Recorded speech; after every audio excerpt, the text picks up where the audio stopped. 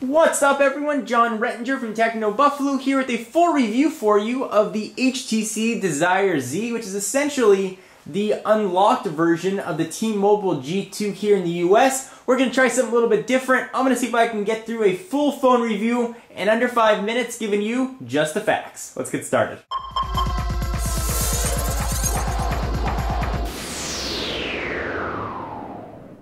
I always start out my phone reviews with phone quality. This guy pulls in a very strong signal, although if you're in the US and you're on AT&T like I was, you're only going to get Edge service. But it did pull down a very strong Edge service. 20 call test, I only had one dropped call. Reception was very strong. Speakerphone quality, very loud. And the fidelity of voice calls was really solid. Voice quality is going to be fantastic. From specs, quick recap. 3.7-inch coarse capacitive screen, 480 by 800, running Android 2.2 with HTC's custom sense on top. 1.5 gigabytes of internal storage. I feel like the Micro Machine guy. This has a micro SD expansion card, 1300 milliamp hour battery. Battery life, not fantastic. You are going to have to recharge this definitely on a daily basis. On the rump, you've got a 5 megapixel camera that can shoot HD video. It's average. You're going to get sort of standard photo and video quality from a phone. Don't throw away your DSLR. I really do like the metal feel of the back. It's got a really industrial feel to it. Let's go ahead and power this guy on. No SIM card installed right now. Slide this down to unlock, and you can see the new version of HTC Sense, which lets you fully customize the look of Android. Again, the Android 2.2. You've got a lot of customization options that live right here. You can go ahead and check out some of these customizations in the unboxings, but in the unboxing video, which I'll put down below. You've got scenes, wallpaper, and skins. At this point, I should mention that the folks at clove.co.uk hooked me up with this review device. Links to them are also going to be down below. You can customize the way this phone looks. One of the big points of this phone, which one of the things that I love the most about it, is its full slide-out QWERTY keyboard, which, if you go ahead and slide out, is probably one of the best keyboards that I've used. It's spacious, there's a lot of room, you have some customizable keys, spacebar is really nice and big. One of the things that I didn't like, which I thought I was going to, is the slide-out mechanism, which is kind of neat, but it wasn't as spring-loaded as I would have liked, so oftentimes I found it sort of getting stuck right in the middle right there, so you have to really make sure you push it all the way out. If you don't mind, this is going to work really well. And there you've got the landscape orientation of the phone.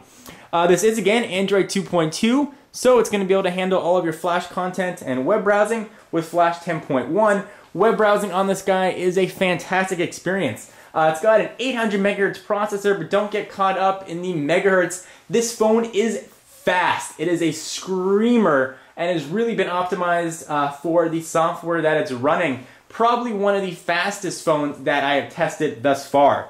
You can see even with Flash content running, pinch to zoom, and everything just works really well.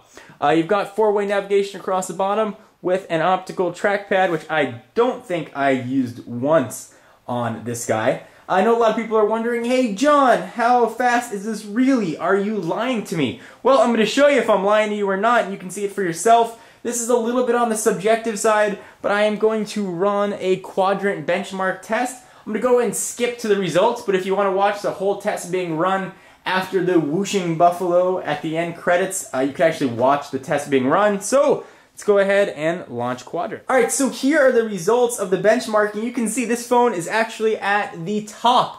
Above the Motorola, what is that? I can't read it. Oh, sorry, actually above the Nexus 1, the Motorola Droid, the HTC Evo, the Droid X, Samsung Galaxy S, and pretty much every other Android device out there. This guy actually came out top on the Quadrant test.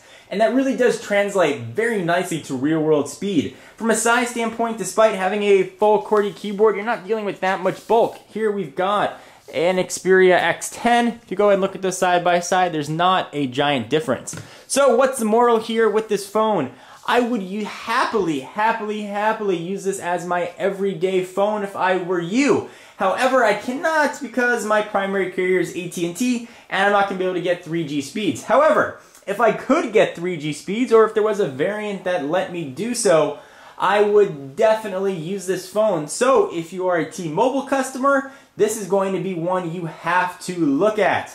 Anyway, guys, if I got to give it a 1 to 5 stars, this thing earns a really, really, really solid 4.95 stars. Really, the only small deduction being for that keyboard sliding mechanism, which I just didn't like. This phone is a great choice for the Android lover in you. I'll see you in the next video. Bye-bye.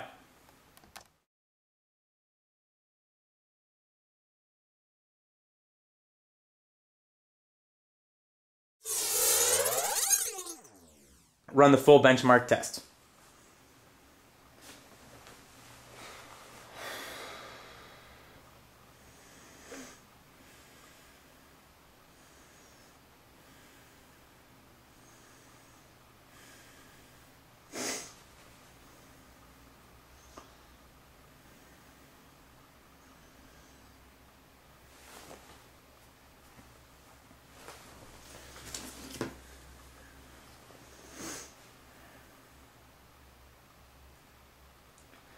Ooh, 3D flashing. Red planet plus moon. Spinny. DNA. Deoxyribonucleic acid. We want to proceed.